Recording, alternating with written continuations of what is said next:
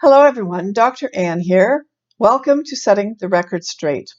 Today I want to talk about compromise. I want to talk about how compromise leads to corruption. And I want to talk about academia.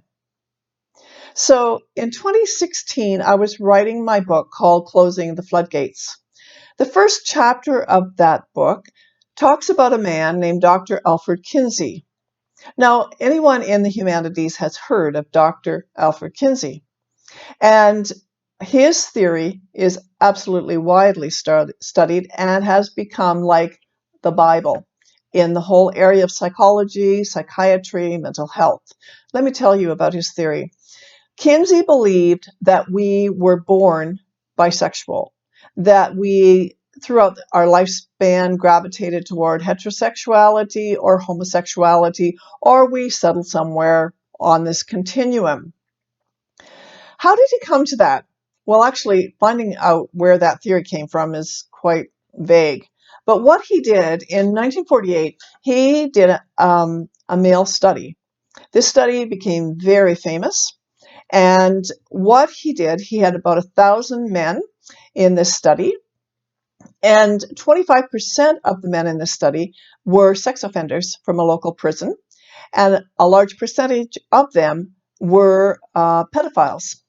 From his statistics, he determined that 13% of the population was actually homosexual. Can you see the problem here? When you are studying pedophiles, sex offenders, and a population that's included from the prison population mixed in with the other men he was studying, where I'm not sure all where they came from, but and then try and generalize something to the rest of the population, you've already got a problem statistically. In fact, Dr. Abraham Maslow, who many of you have heard about, was working with Kinsey in those times, and he absolutely pulled right away from Kinsey because of the skewing of statistics, and they were not being validated. And yet, Kinsey's study caught hold. Why is that? Well, he had some powerful friends. One was Hugh Hefner. It not only got into academia, but it also, his study, got into politics and the media. So remember, this is 1948. But you see, compromise starts somewhere.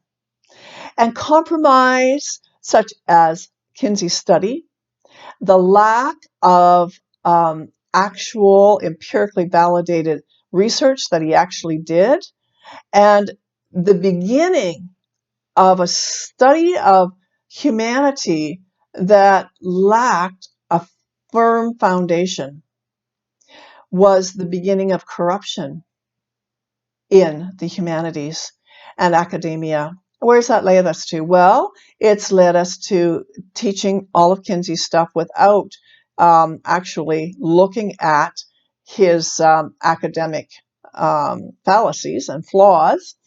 It has led us to teaching that in our universities, our high schools, and now we're teaching Kinsey's continuum to elementary school children. And not only that, we have come. See how compromise leads us somewhere. It leads us to corruption. And it may take a little while to get there. It has. So 70 years to sexualize our whole society. We have come to this place where we now are teaching girls they can be a boy and boys they can be a girl. Is that true? Absolutely not. You can never change an individual's biology. You can make them look on the outside as a different gender, but you can't change their sexuality. You can't change their biology. You can change their mannerisms. We can do all kinds of manipulative things medically now. But is that compromise leading to corruption? I believe it is. And I want to talk to those people, the academics who have been trained in the universities.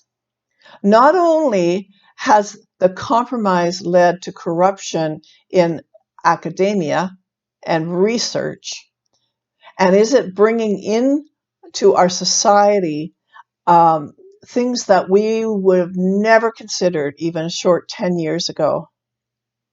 But the kind of corruption coming is going to be the kind that we would never, ever have imagined. Because Kinsey and his associates were very, very pro incest and pedophilia. Did you hear that? 1949. They were very much saying that this is good for children. And if you don't believe that, read my book. I have the quotes in there. I have things from his study, his words, Pomeroy's words. But what you need to understand, folks, and parents, teachers, that we are on this trajectory of corruption that is putting the lives of our children on an altar of death. Death emotionally, death physically. We have created the greatest mental health crisis our world has ever seen. And it's not the violence, all that is out there, but academics have been on this trajectory for 70 years. We have started with compromise, and now it's led to corruption. And now we have a society that is in total chaos, total confusion, and total corruption. I want to talk to you, academics. I know that those who are employed in universities, in professions, in private practice, that you have great difficulty standing up for truth, even though you know in your gut something's wrong, because you've been intimidated into silence.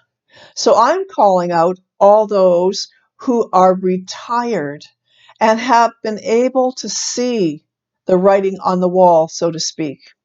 You can no longer close your eyes to this corruption. If you can do that in good conscience, then I want to say to you, you're already lost. And your children, they're lost in this whole cultural mandate and agenda. Will you please, though, take another look? Take the glasses, the rose-colored glasses off your eyes, and join me in standing up for truth and standing up for our children. Thanks for listening today.